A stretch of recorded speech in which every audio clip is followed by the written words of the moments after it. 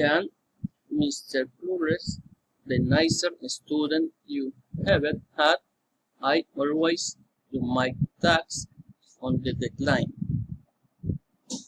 Now I can recognize past, present, and future.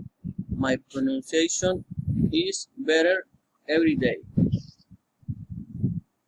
I had created two different types of transportation to the past and to the future in my bike.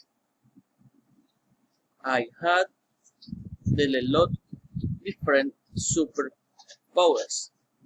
I know when people are blind to meet, and I feel what other people are feeling. I haven't spoken in English in public. I might speak with you in fluid English someday.